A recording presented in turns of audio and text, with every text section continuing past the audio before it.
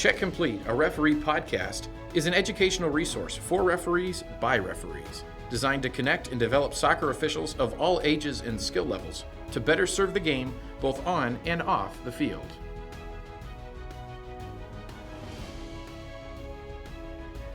Episode 11 of the Check Complete podcast. We're back for the second half of season 1. We had halftime.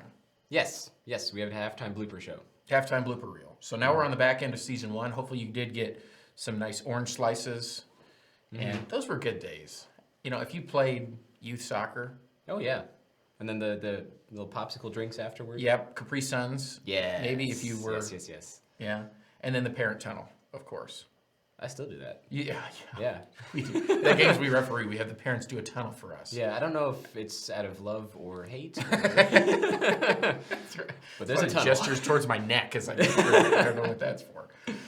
Oh, gosh. Well, we're back. And this episode, we got a few things for you. We got a long interview that I sat down with a gentleman named Ben Glass, who is, this guy's legit, folks. And I think you're really, really going to enjoy this conversation. It is a little bit lengthy, so maybe get yourself some more orange wedges or a Capri Sun. Capri Suns. Yeah, why not? Tunnel ready for you. And have the tunnel, a mental tunnel, maybe, or real if you have a tight-knit neighborhood.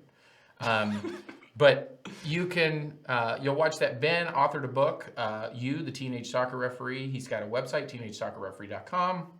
He's also a lawyer by day, referee by night. No, that sounds like he's fighting crime. Day, lawyer by night. Yeah, it's like he's fighting crime as a referee. But he's refereeing. He's been refereeing for a long time, and Ben gets it. He gets it. So I think you'll really enjoy that interview. But I'm here with Brendan. Welcome back, Brendan. It's a pleasure to be on here again. Yes, it's been quite a hiatus for me. It has. You've been gallivanting a little bit this summer. Yeah, a little bit of traveling. Yeah. So we'll hear more from him on a later episode with a few of the others that were able to travel to do some events. Spoiler alert, you were able to referee at a pretty high-profile event. Where were you? I was in Orlando for the USYS National Championships for 2022. There you go. So he was selected, out of Kansas, right, to represent us at regionals in Indianapolis, Midwest regionals. And then based on your performance at the regional tournament, you were selected to referee representing the Midwest region at the National Championships. Yeah. So we'll hear more about that. That's a coming episode. We're going to hear from him and a few others that worked not just at the National Championships on the NCS series side of things, but also those that worked the President's Cup National Championship. And so we've got some interviews that we'll be sharing at a later date. But today, we're talking about a couple things. Okay. I had the opportunity to speak at the Kansas State High School Activities Association Coaching School, actually this morning when we're filming this, and shared with the soccer coaches there, about 25 soccer coaches that attended, and was able to share with them a presentation that I entitled The Place of the Referee in the Soccer Community. And so I was able to have a conversation with them, and really tried to create it conversationally. Was able to have a conversation with them and present to them. First of all, I asked for their feedback. I asked them to give them a chance to talk first, and I'll listen. Then I get a chance to offer my rebuttal, if you will. But to share with them, and I'll allow them to share with me, what are the things that most frustrate you, right? Biggest frustrations, overall ratings of officials. And then I asked them about what are the hallmark characteristics of an effective referee. And a lot of it's stuff that we've talked about on this podcast and things that you would expect. But then I was able to present to them in follow-up a survey that I did. I emailed out to all of the registered high school soccer officials, again, registered through NFHS, Acacia specifically, in the state of Kansas. At that time, that list was about 230-some referees. I had about 123 respond. So not bad. Not bad. Not bad. Yeah. In survey worlds, that's a pretty good response rate, I'm learning. I was a little bit discouraged, but, you know. I'll support you. It's all right. Thank you. So we had the survey results, and we want to share those with you just because I think it's interesting, and I'm wondering if this is pretty consistent across the country. The other thing that we've talked about is the place of high school soccer in a referee's development. And so that could be a follow-up conversation to this. We're not going to go down that road very much.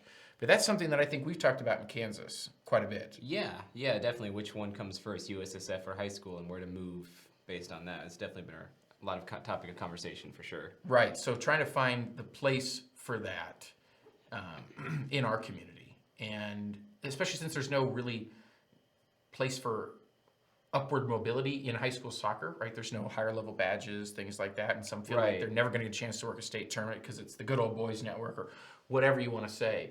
So a lot of people will omit high school soccer from their journey. And so I was trying to tell the coaches that that's a reality, but the ways that they can participate can help make high school soccer a more valuable setting. And so we talked about the need for a lot of the high schools in our area are using video.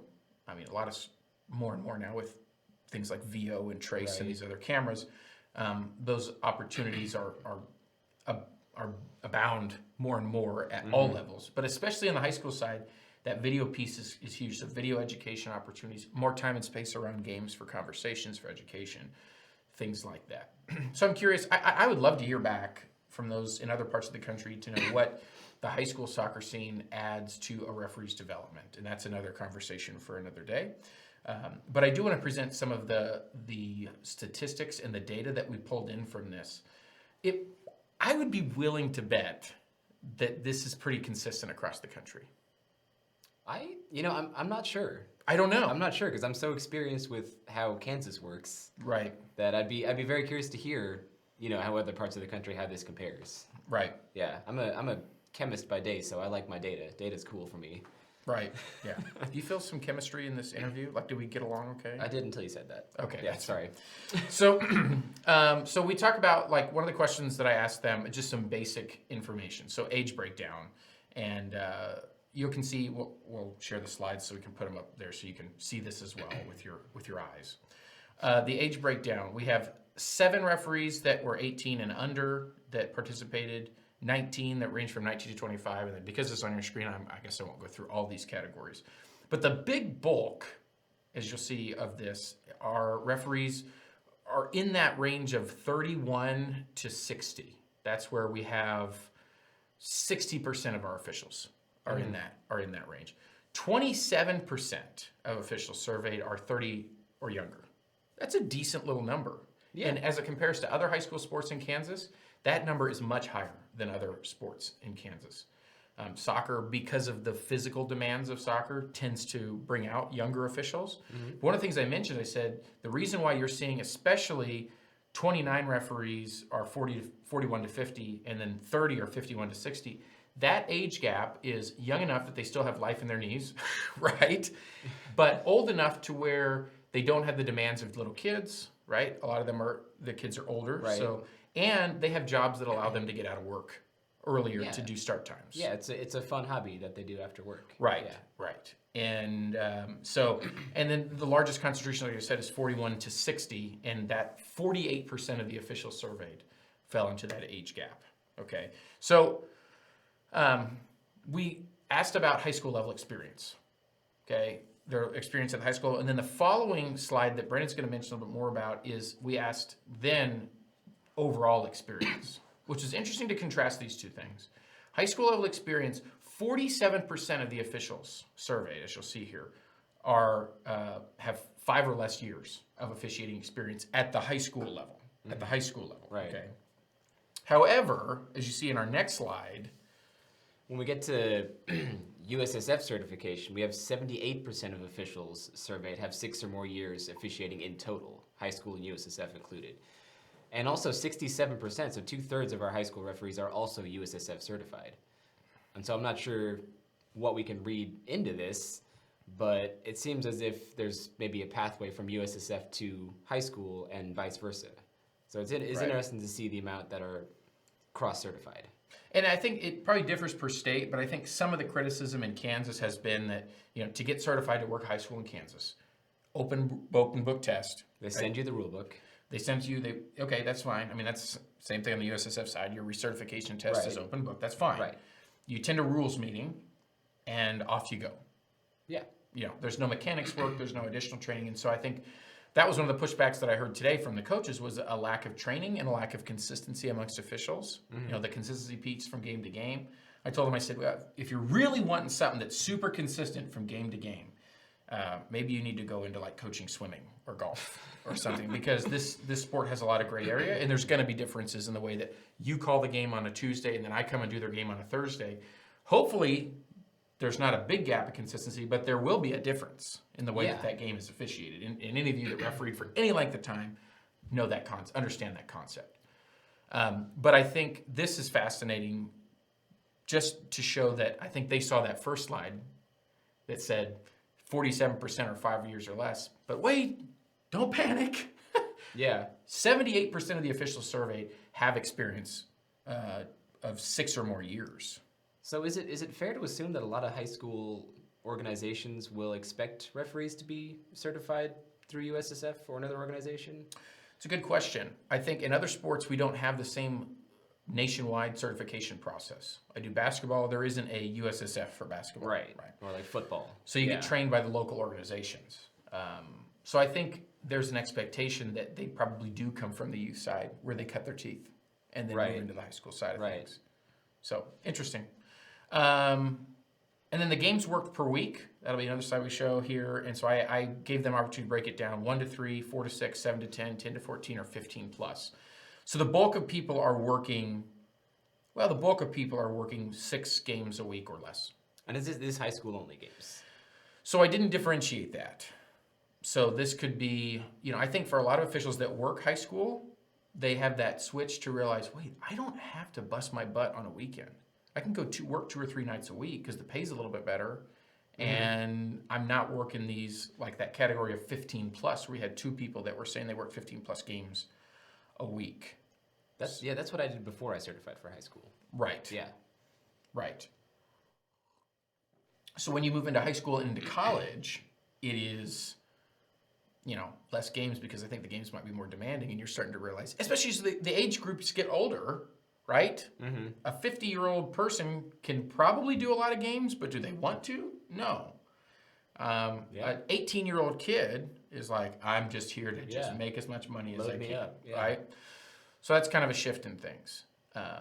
But this is interesting, the why do you referee bit. And so we gave him 5 answers. Yeah, so Gordie sent out, he said, what's the highest reason why you officiate? So we gave him money, camaraderie, community, staying active, giving back to the game, and love of the sport. And so out of that, what the number one reason that officials referee is the love of the sport, which I think is probably fair to say about us as well. And I think that's a really good sign. I do. Right. I was a little bit nervous that the results of this survey would show money as the number one reason. And I think that today the coaches were saying, one of the 2 coaches pointed out to me, and when I asked for what are characteristics of an effective referee, 2 of them said, I want them to love the game as much as our kids and we do. And I think that would make a very effective referee, because out of that comes a different approach. Right. And a different attitude. Yeah, if you sincerely enjoy refereeing, you want to, do justice to the game. You're not there to walk around and pick up your money afterward. Yeah. Well, I think, and if you're out there and you're going, I don't know how much I love soccer right now, that's fine. I've been there. There's times where I'm like, I don't want to see a soccer ball. If I do, I will vomit, right? Like I've had those moments.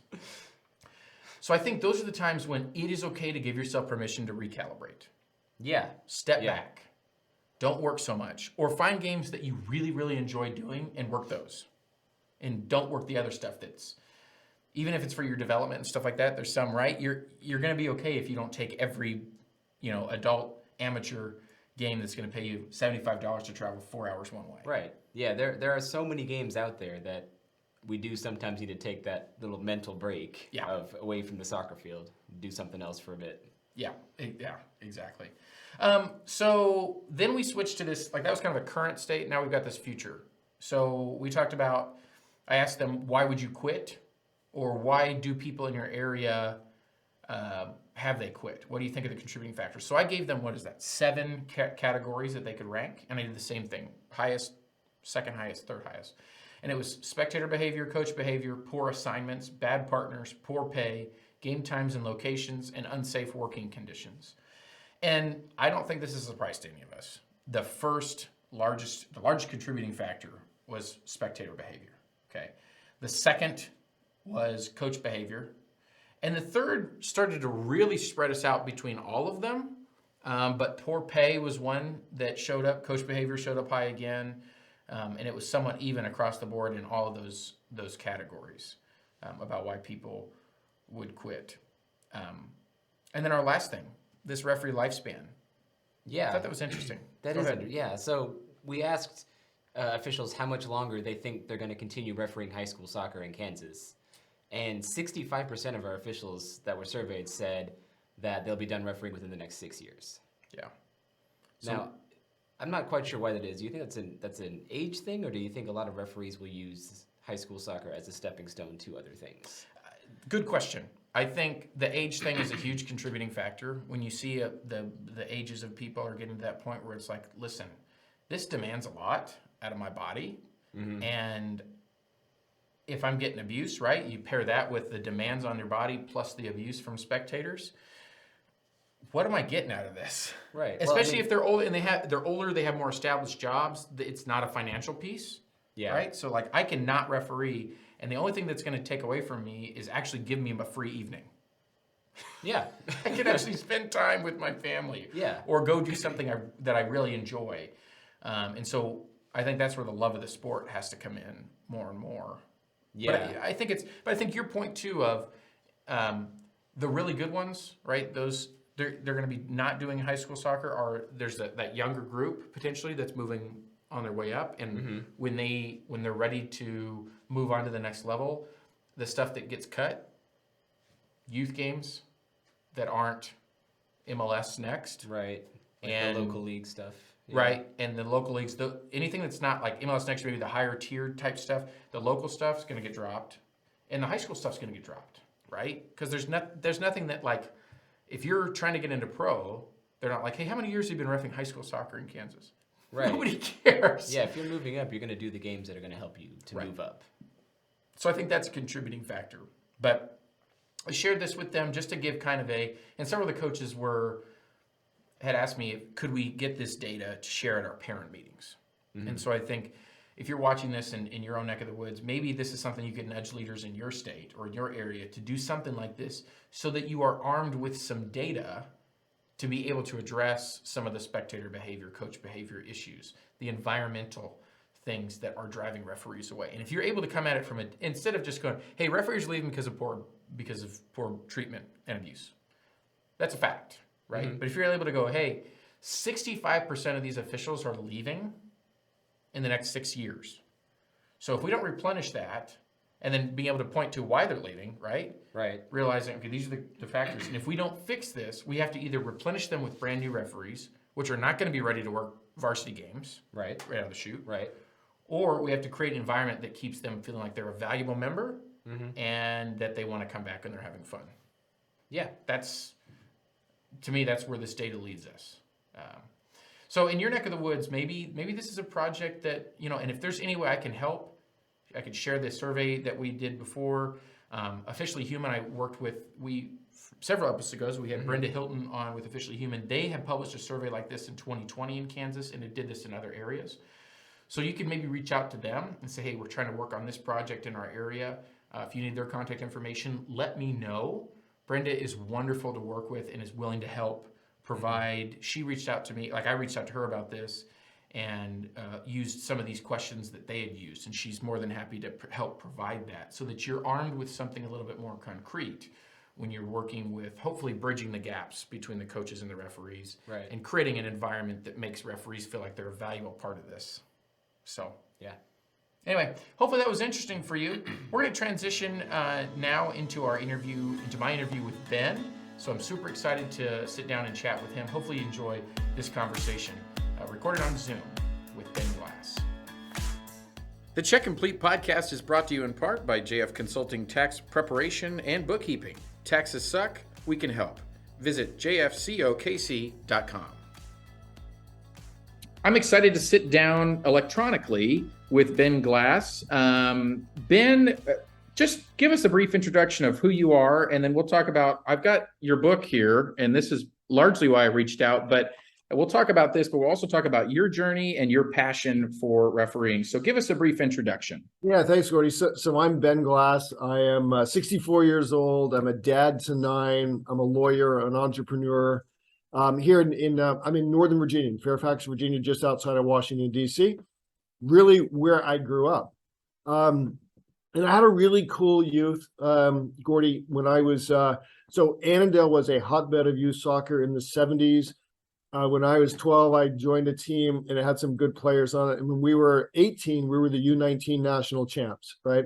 And so that was fun. All of my teammates went to college to play college soccer, D1 schools, most of them, and a couple went on straight to play pros. So that was a really fun time. When I was about 16 years old, a couple of my coaches said, "Hey, you just might want to try this thing. Like they need referees and stuff." And I was a reader, and I could study books and stuff. And so 5 of us went across the river to Maryland. There's a fellow by the name of Nelson Coburn who was running. He was sort of the granddaddy of soccer officiating here in the 70s. And he was running a course. And so, I don't know, it was 3 or 4 nights. And at the end of the course, we were referees. And back then, Gordie, he had this, on one table was all the equipment. And we just went and picked up what we needed. And he made a note in his pad and deducted it out of the pay at the end of the season. And on another big table, there was big paper of games, of youth games. And we just started filling in our names on slots. So this is hard to imagine today, but pre-internet, email, arbiter, game officials, any of those programs, right? This is how we got games and just started doing it. And I liked it. And I like to think I was pretty good at it.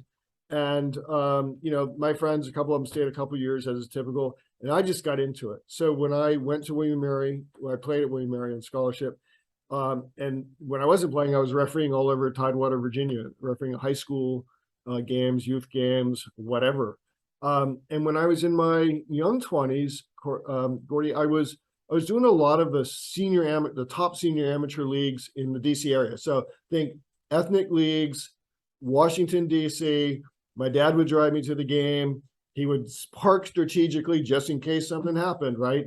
And many times like something happened. Yeah. And those are fun. And it was a real learning experience. So I'm still actively refereeing.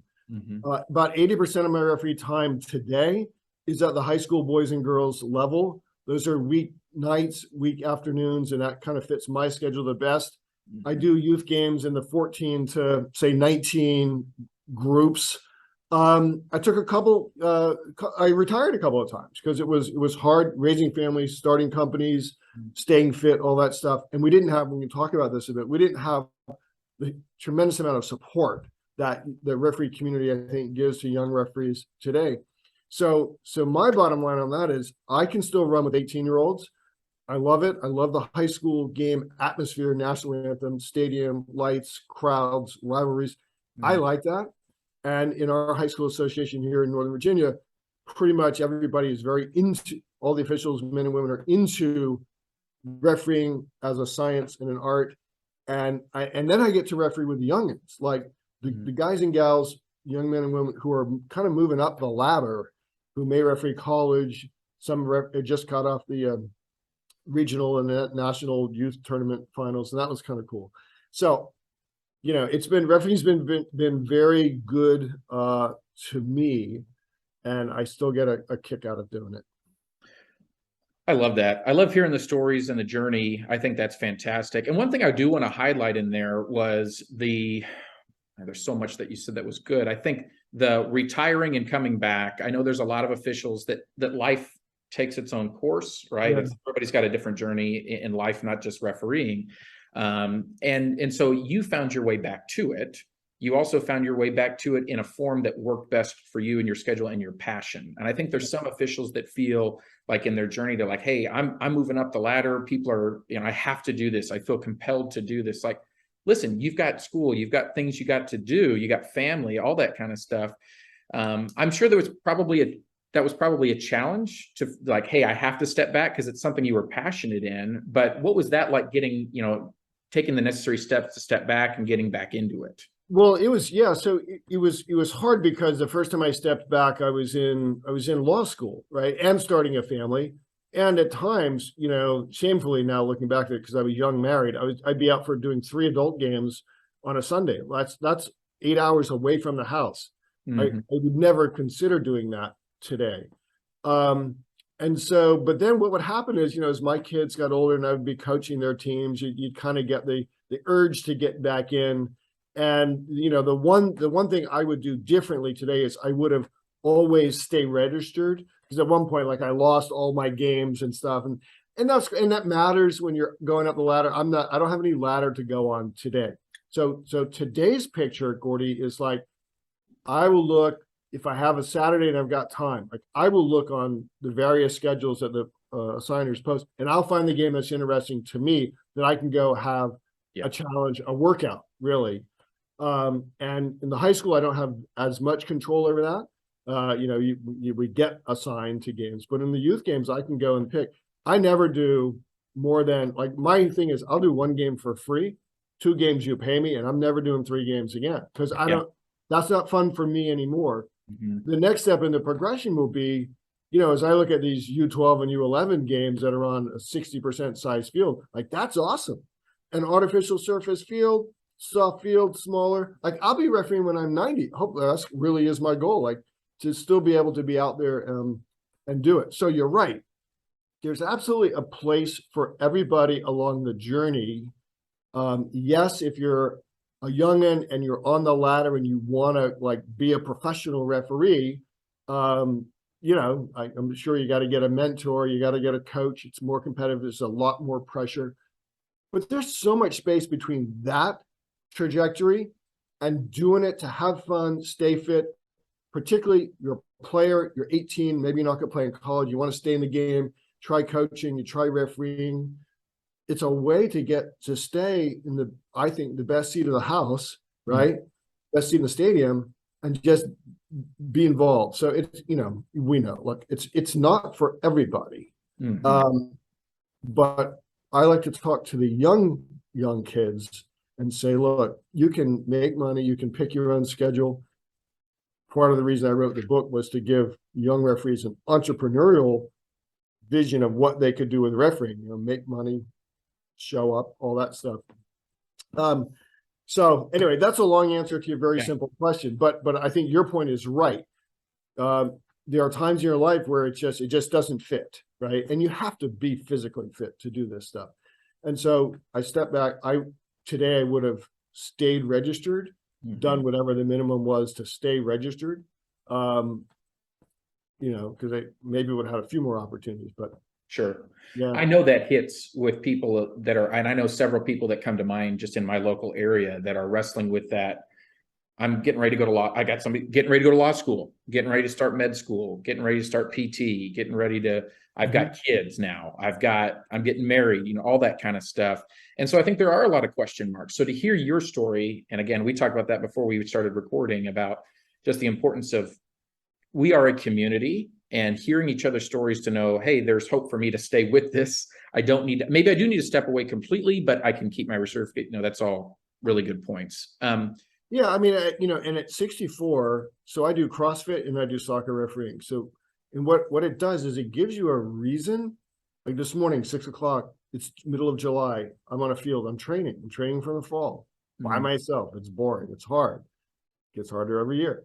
But when you have a game on the calendar, it just gives you a reason to get in the gym or do your running, whatever. And so there's all that benefit too. Anyway. Yeah, no, that's great. I want to come back to the support idea, because that's a whole concept that I think we're going to loop back in, and it will fit nicely into conversation about your book. So let's move to the book.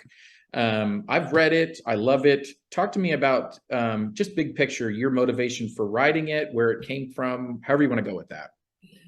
I've written a number of books into the entrepreneurship space. I'm a lawyer, and I'm a coach to lawyers. So I've written, so I understand the process. I had all of these ideas. So even though I'm not a trainer, a referee certified instructor, I'm a referee and I'm a dad.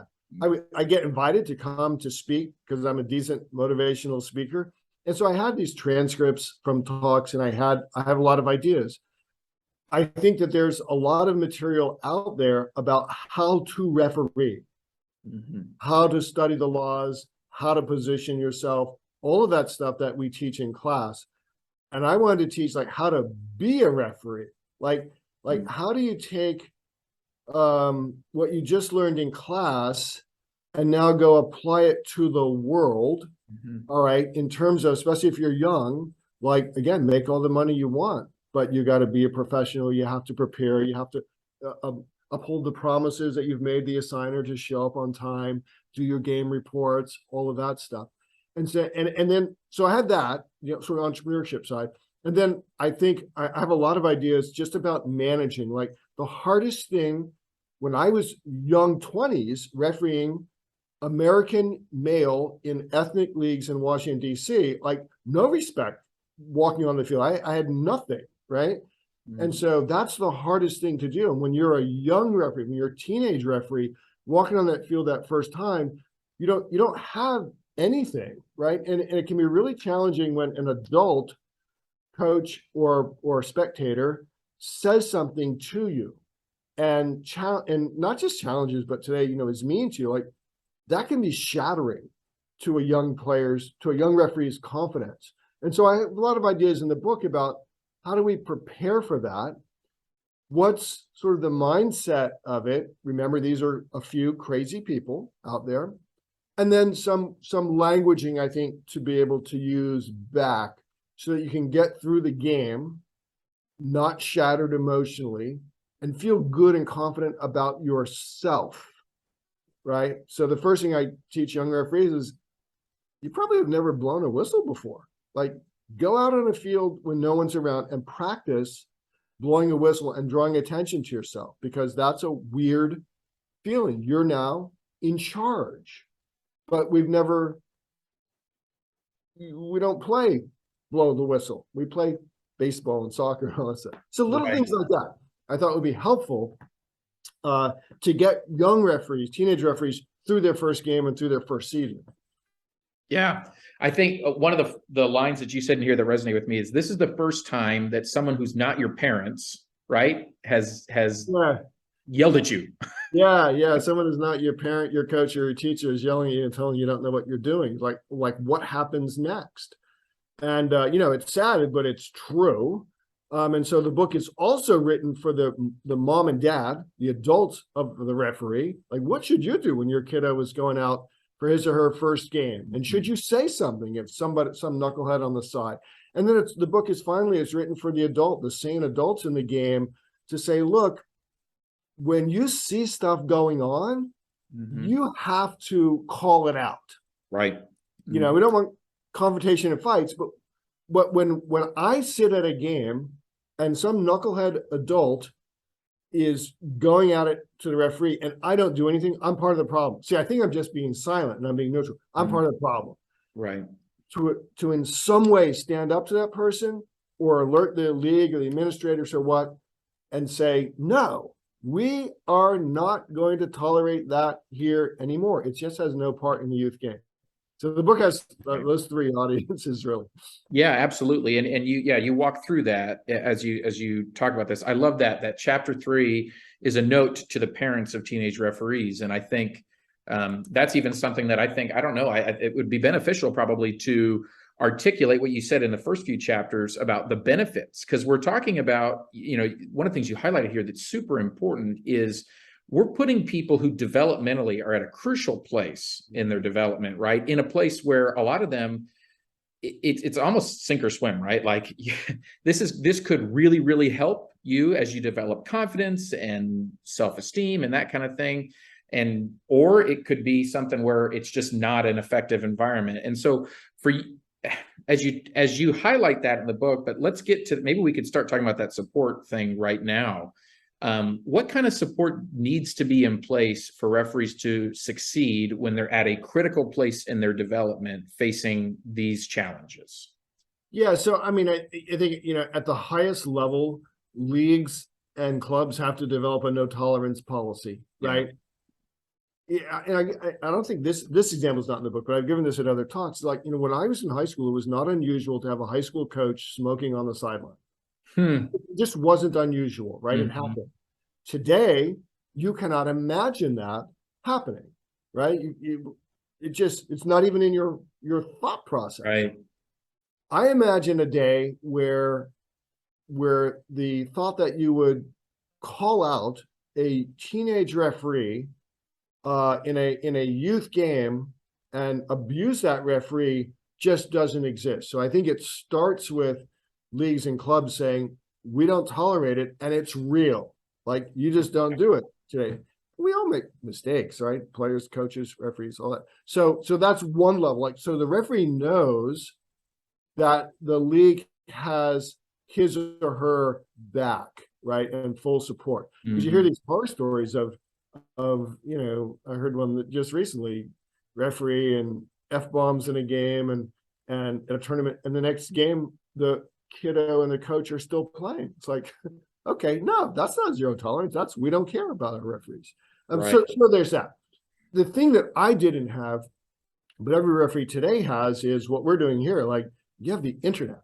So in the 70s and in the 80s, we would get together as referee groups twice a year to collect our paychecks, right? Because that's what we did. We used paper checks, and you had to go and get them. And so we would have a little seminar there.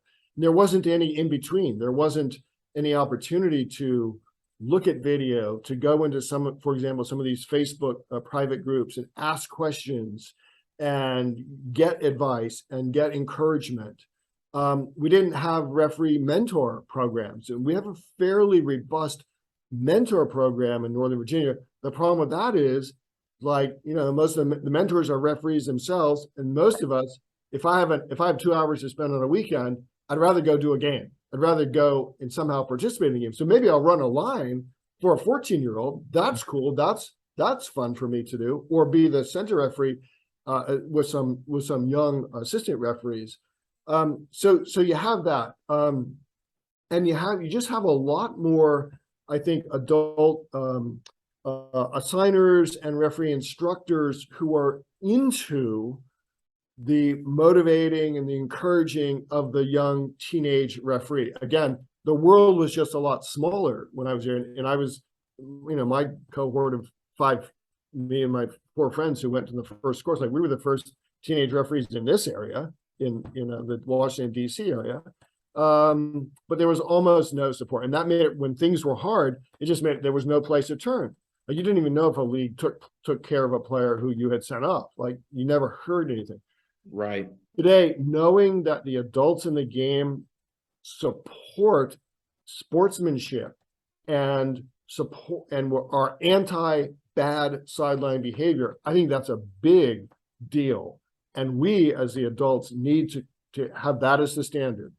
Excellent sportsmanship is the standard, and there's no reason to tolerate anything less than that. So do you think we're trending in the right direction then? That's a good question. If you just watch social media, you think the whole world's going to blow up, and the whole sports world is going to blow up because people post these videos. I like to think we are, and let me tell you why.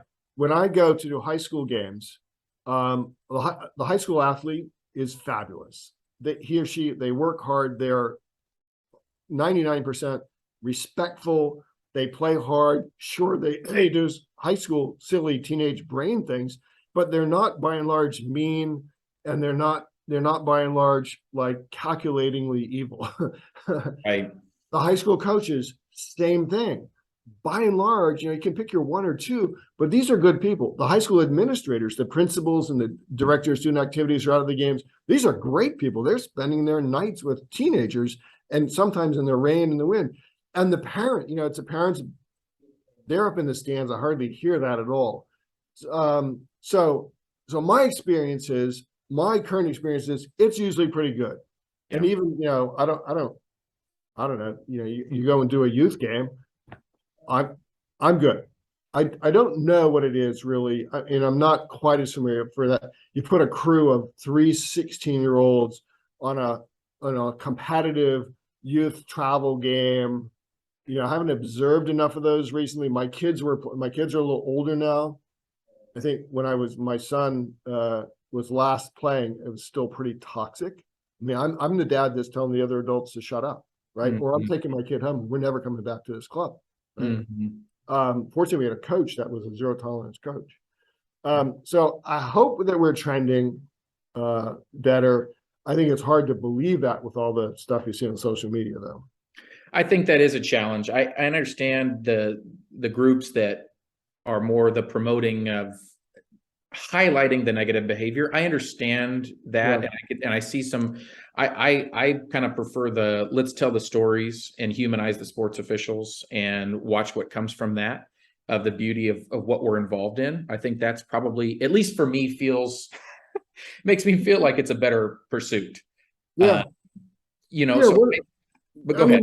One of the biggest things we could do is to get referees in front of more players. Like you and I were talking before we went live here. It's like you and I would show up any place. Like you want me to come talk to your team? Do you want me to come talk to the parents of a club? I would be there in a heartbeat. Yep. Once we have that discussion, they see that you're a human being, and now you're the referee on their game in 3 weeks. Like they're not going to scream at you because they know you as a human. They don't see you as just the man in green or blue or the woman in yellow, whatever that is. Right. And so, but it's hard because there's a limited number of hours. Probably in your area is the same as mine. There's many more games than there are referees each weekend in the seasons. There are tens, if not 100 games or slots that go uncovered. We have Uber surge pricing here. Like you'll get emails Friday night going, hey, we're now got a bonus on these 3 games if we can get a referee. Yeah. So it's really hard to then find that extra time to go and talk it informally in polo shirts to players and coaches and parents. Right. And that would be cool. And things like this video, players and coaches and parents, they will see it and they go, oh, these guys aren't crazy. I mean, they're not. Right. Like you and I don't wake up to go out and say, we're coming out here to do a bad job and to make sure that somebody unfairly wins the game. We just don't. Right. Right. No, absolutely. Absolutely. I don't think, it amazes me. We could go down that path to tell the war stories, right, of people that think we came out and we've got money on the U12 Division 4 game or something. It's like, no, that doesn't. But I think, and I do think, to go back, I do think that we're trending in the right direction. I think the stories, the negative stories, like you said, the few bad apples tend to kind of the negatives stand out. But by and large, I look back, and I've said this in our state, we had our state cup in May and our boys state cup, and we hired local police officers to be on scene. And we got through. We do it broken up into 3 different weekends, or Thursday, Friday, and then another Thursday, Friday. Then we got a week off, and then Thursday through Sunday. And we got to that 3rd weekend, and we used them once for crowd behavior type things. And I went over to them. I said, guys, I'm sorry, we're underutilizing you. I might go start a fight in a parent sideline just to make it worth your time to be here. And they said, please don't. I said, I'm kidding. We're cool. They're like, no, this is great. We get to sit here. And one of them, actually, his son was playing in the tournament, so he would just post up in a golf cart. But to me, that was it kind of restored my faith a little bit in the humanity of our sports culture in this area, at least, to feel like, hey, we're in, that there's something. Although it seems absurd to think that not having police involvement is where we're at, right? That's our for success. Yeah. And it's interesting, I find, Gordie, that the more competitive and sort of higher up the ladder, the skill set of the teams is, the more those parents seem to get it. I think so. To understand we're playing lots of games, and they all when my son was playing at a decently high travel, I'm like, this stuff all blends together. A funny story is, a mom asked me once, like, how can you be so cool on the sideline? I said, well, ma'am, I got 9 kids. I probably have played in, refereed, coached, and watched 2,000, 3,000 soccer games over my life. On Monday, none of this matters. The kids go to the next week. I've seen it all. We're not going to get excited. We're not going to get overexcited or happy when they win. But if things are going bad, like, okay, but there's another tournament the next weekend. Yeah, right. I do want to highlight, too, for those that are listening that are in leadership positions, we talked a little bit about the showing up and providing opportunities for players and parents and fans.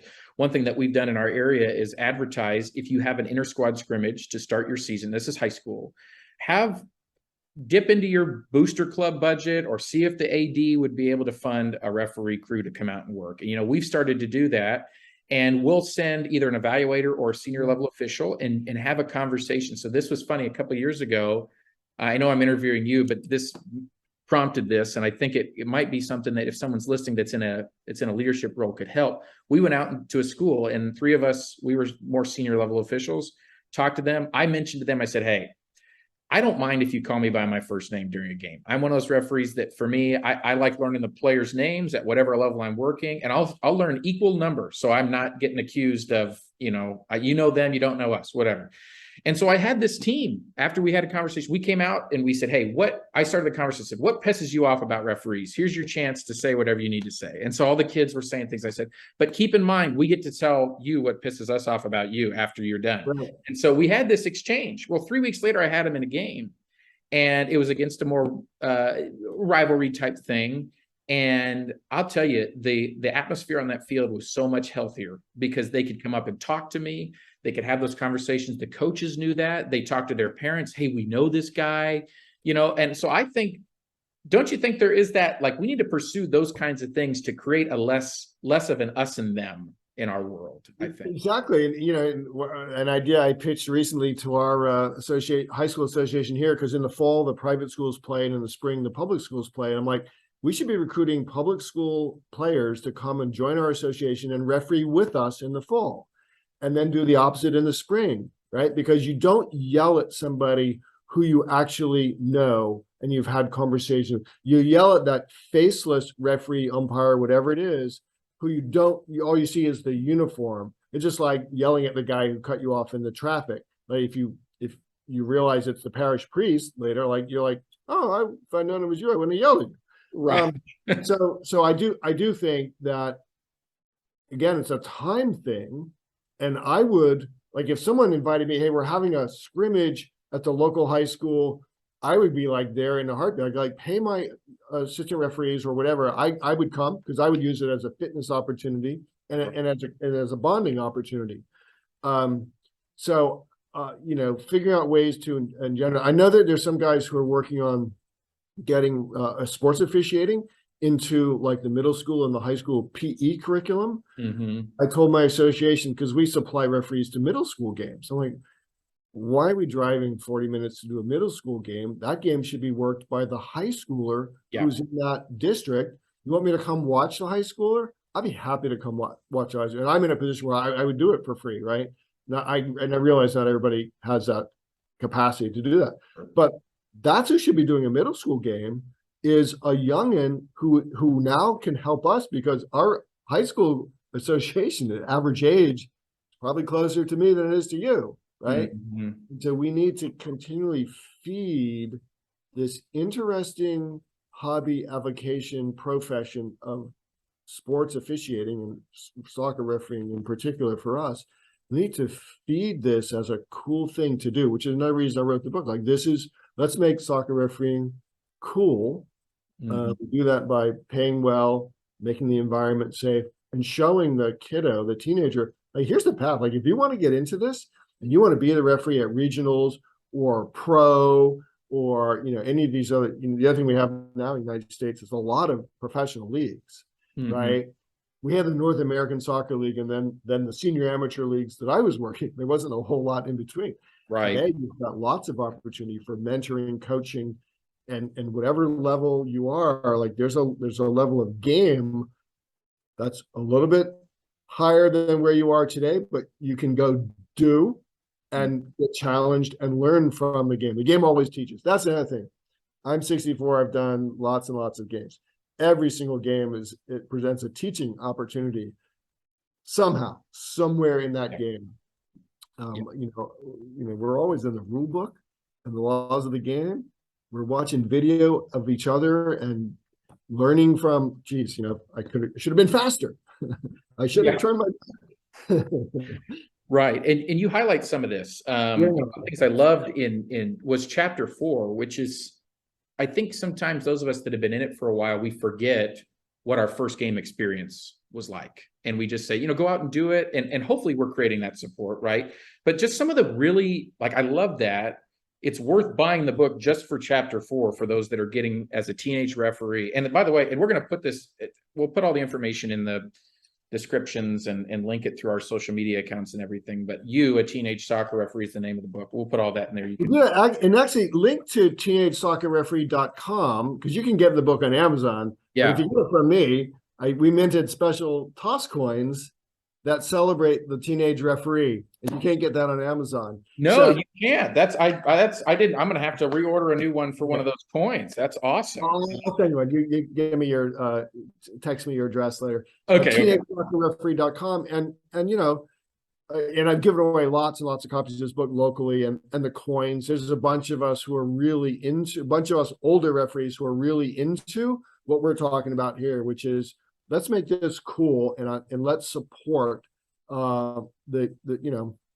teenager, because it's a cool job. You can make more money than most traditional teenage jobs, for sure, and you make your own schedule. And there's so many cool life lessons in running your own business of refereeing, building your authority, and I mean that in a way as a respected individual, on a field.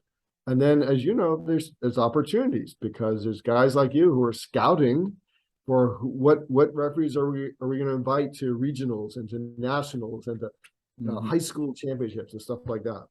Yeah. Well, and one thing I want to talk about in there is kind of a small microcosm of the referee community. You talked about those that are more senior level that are a part of the community. You have a whole chapter 6, that's talking about dealing with older referees.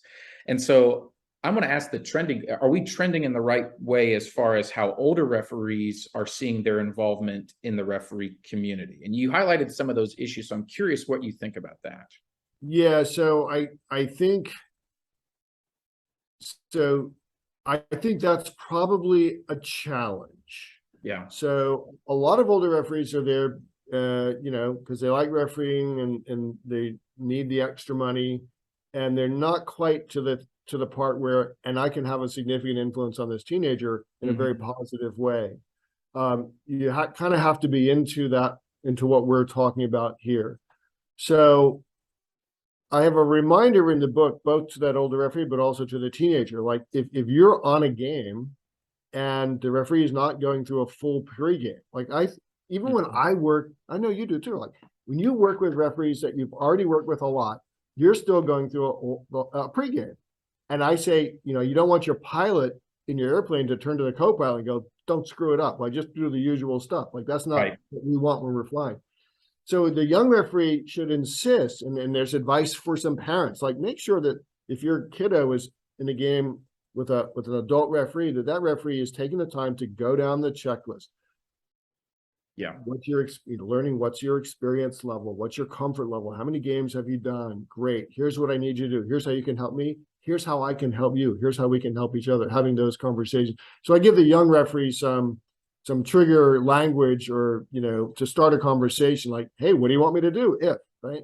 Yes. And don't let if the older referee is ignoring you and he or she doesn't want to go down a checklist, you just got to talk to your assigner later. Like, I'm never working at Gordie again, because he wasn't really helpful to me. Right. And so again, I'm not involved in that many games where there's another older referee and a young referee, and I'm like the third. I'm the assistant referee. So I don't see that a lot. I know that a lot of the guys and gals that I hang out with who are closer to my age cohort, yes, absolutely. They're asking the right questions of the young referee. Again, what is your experience and comfort level? Here's what I need you to do. Here's how I will have your back 100% in the game. If anybody says or does something that I don't hear, and I have rabbit ears, like, I'm listening for this, I'm going to, you're on my team first. We may have some coaching to do after the game, but in the game, you're on my team, and I'm going to take care of that problem. Yeah, absolutely. I love that. And I think that that's where this book is helpful for those. I mean, if you might see the title, well, I'm not a teenage referee. But, you even mentioned, I think which chapter you titled it, a former teenage referee, or maybe that was the introduction. Anyway, me, a former teenage referee. Right. We've all been there. And then I think, and it gives us tools, those of us that are further along the journey, it gives us tools to remember back and be able to be supportive in those moments and to remember how important. I mean, I think back to this past spring where I worked a game with a couple of younger referees, and after the game I said, "Hey guys, what did I screw up?" And they looked at me like I had four eyes, you know. No, we're all in this together. We need to learn. We need to, you know, and I think you talk about this too. Those of us that are senior level officials, we can't just go, well, I just have thick skin for dissent and for issues. That's not setting anyone up for success. And you talk about that. And I love that you address that. Yeah, thank you. Yeah. So the point we made there was, you know, okay, well, I have thick skin, so I'm not going to take care of this coach problem. But then next week, there's a 16-year-old who's going to have that coach, right? And the coach got away with it the week before. And so we're not helping to solve the problem. And so, you know, if a coach says something to me like, you know, you have to have thicker skin or whatever, it's like, no, that's the same standard for everybody. And I have a role, you have a role. And I've got a bunch of one-liners, you know, I use, but always try, you know, I'm the smiley, open palm face guy. Like, come on, this is a, like you said, a U14 third division game. It's important. Like it is for me, that's like MLS. That's my game of the week, right? But it is youth sports, and all of the adults, spectator, coach, and match officials who are adults in the game, I think we have a responsibility so that the kiddo wants to play soccer again. Like it can't be a miserable experience, whether it's soccer or baseball, whatever it is. Yeah, absolutely. And you finish the book talking about probably the more ones that I think cause people the most angst when they're getting into officiating is how am I going to deal with, you talk about dealing with players. I don't want to brush over that too quickly because the breakdown, and I think this is really worth it too, the breakdown of what do I expect at the different levels I'm working and how that shifts, right? And I always tell referees, you're going to figure out your rules knowledge at the youngest ages because that's where the weirdest stuff happens. You never knew that somebody could kick a ball there and do that, and the other person does this, and you're like, so you get and then the game management starts to develop as you get older. So you talk through that, which is really good. But you get towards the end, chapters 7 and 8, talking about coaches and parents and spectators. And as we have, I'm sure you could ask a new referee anywhere in the world, probably their biggest fear going into it is, I mean, it can be disguised. And I usually ask that when I teach entry-level clinics, what are you most scared of? Some will say making a bad decision, not knowing the law, but really it's not just those, right? It's what happens after. And it's the abuse that I could potentially take from coaches and parents and spectators and things like that. But you talk about that. I don't know if you want to elaborate that here on what that best practice is.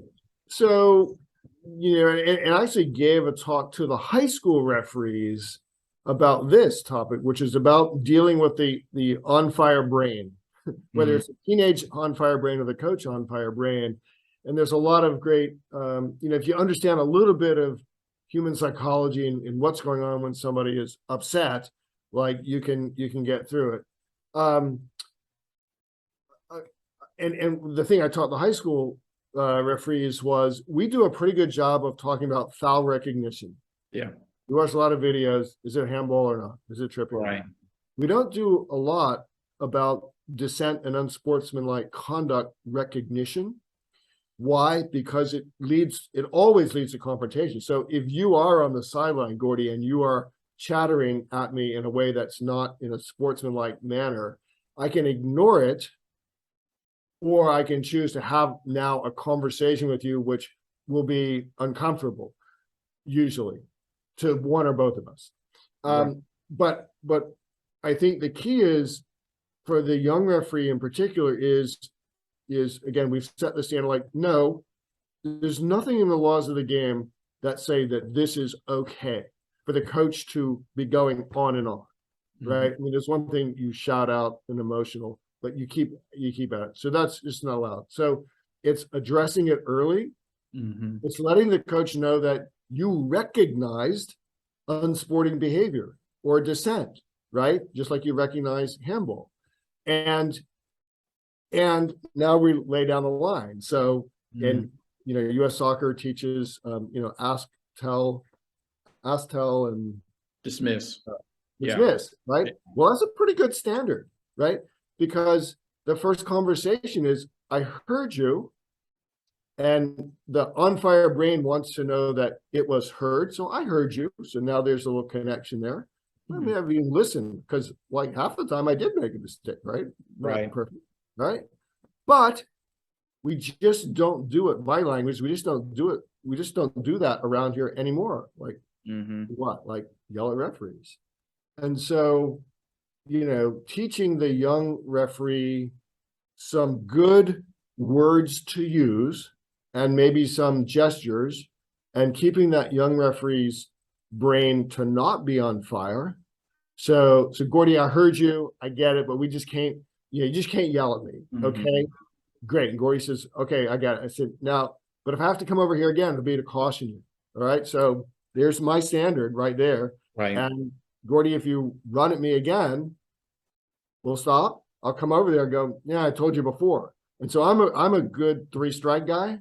But I'm always doing that first conversation with, no, like, come on, what are you doing? Like, no, we don't do it that way here anymore.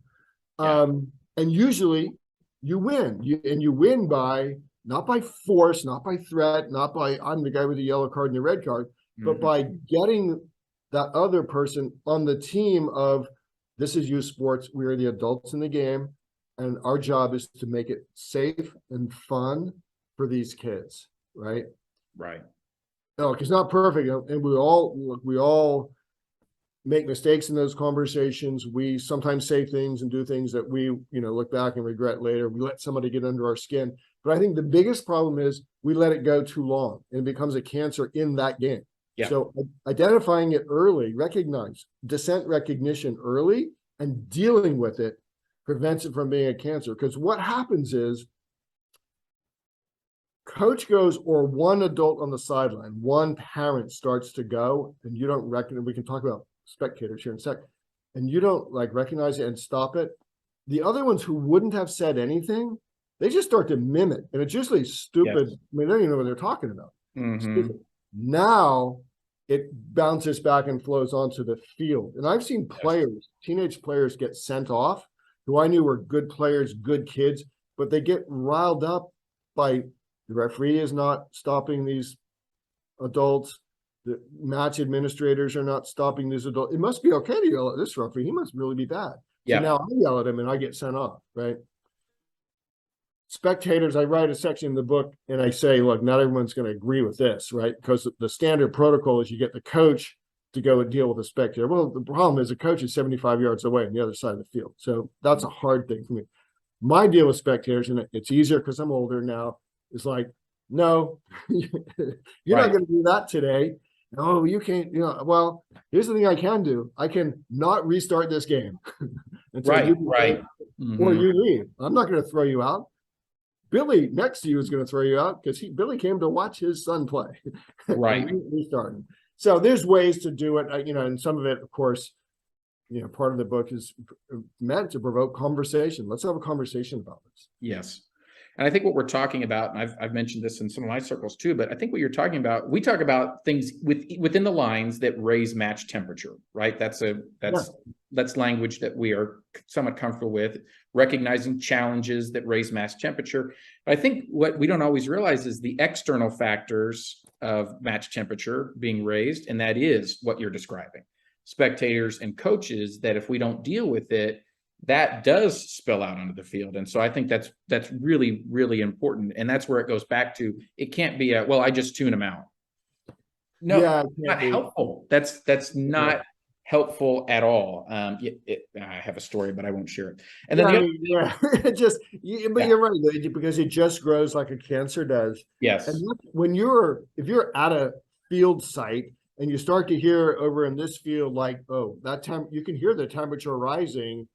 I think oftentimes it's because the referee did not recognize it and have the courage to deal with it early. And if you deal with it early, you don't have to, I tell people, you don't need to be a jerk about it. Well, it's just like, all we're asking for is for you to behave like a normal human being. You don't have to be a jerk. Yeah. And I don't think either of us or any of us in leadership positions are going out looking for this, right? That's not what we're not telling people to go out and go, hey, who can we throw out today? But I will say there are times in games, and I think you and I can recount from this, where a player is just cruising for a bruising, and they can't stay disciplined. And I had this a year ago in a game. It still keeps me up at night, Ben. But there's, that you give the player the first caution, and then he comes in with another challenge that's just as bad. But in the spirit of keeping a kid in the game, you go, I'm just going to manage it and talk to him. And then he creates havoc later on. And you're like, man, 10 minutes ago, not that I wanted to, I don't want to do paperwork, but if I would have dealt with it, it would have made my life a lot easier. And I think the same thing, I don't know if you'd agree, but I think the same thing applies when we're dealing with some of the external factors. Absolutely. A lot, there's nothing more fun than coming back from a spring game in the rain. It's 42 degrees, 10:30 at night, and doing a phone call and a match report and a send-off report to a high school assigner who needs it by like now. And I tell players, I'm like, this is your paperwork, right? Yeah. So no, we want to get through the game with a game that's fairly played, and the winner is the team that scored the most goals, and they got there by being faster or playing better, right? People don't realize like what a nightmare it is. And now so one last thing is, as a lawyer, one of the things I do is I counsel referees across the country. I'm through National Association of Sports Officials, and through Brian's offside group, Brian Barlow's offside group. Like if a referee gets involved with legal, like they can call me and we'll kind of walk through it. But locally, a referee might be spending 3 hours at a league disciplinary hearing, uncompensated. Like we don't want that. We don't. Right. We didn't get our $45 game fee for some recently U11 girls game that results in paperwork, reports, and hearing. Right. Like, that's not that you're not going to recruit referees. The more of that there is. Right. You and I are preaching to the choir.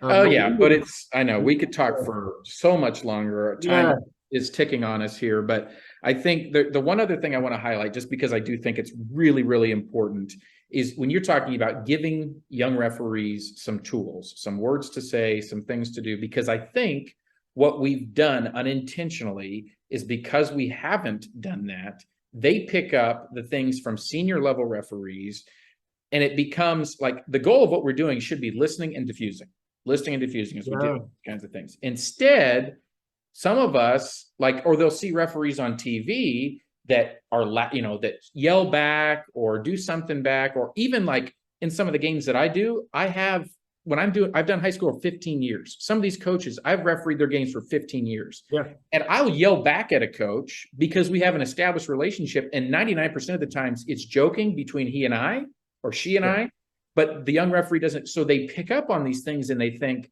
well, I've got to be a jerk in response. That's how I best manage it. But that's not appropriate. And the one-liners are funny, but they're not appropriate and they don't get us anywhere. So I don't know if you want to comment on that, but I think that's really important that you've given some of those, and we need to do that in our areas, is the senior level officials need to model what it looks like to listen and diffuse those situations. So I have two ideas on this. One is for the young referee is getting on these, watching the show that Pro does, which is like video review, where you can hear the audio, and seeing as many of those videos on YouTube, and looking at the rugby ones too, where you can hear it, listen on the referee. You see how cool and calm these men and women are. They're having a factual conversation, just like a plane is getting ready to crash. Like, okay, well, it's all factual, no emotion. And I've always thought it would be cool, although I haven't seen anybody do this, is, hey, let's get, you and I do a game, we'll get a third, and we'll use communication devices, and we'll somehow set up like a speaker system and put 5 or 10 young referees in the stands or in the booth or whatever, listening in on the conversation. I think that would be really helpful to allow a young referee to be a part of the game, to really hear, how do I talk to that kid that you just described, who's hard foul beginning, trying to keep it, how do I talk, and to hear that, because otherwise we don't ever see it. So one of the cool things is, in our National Capital Soccer League, which is the big youth league here, they've approved the use of comms at all levels, right? Because it's a teaching device. Because if you work with me, you're going to hear how I talk to the coach, how I talk to the player. And so I know that's, U.S. Soccer's got some rules or whatever. They just waived all that. And I think it's a really good idea. Now you got to have the right referees in there because they can't be then screaming at coaches and stuff. Right.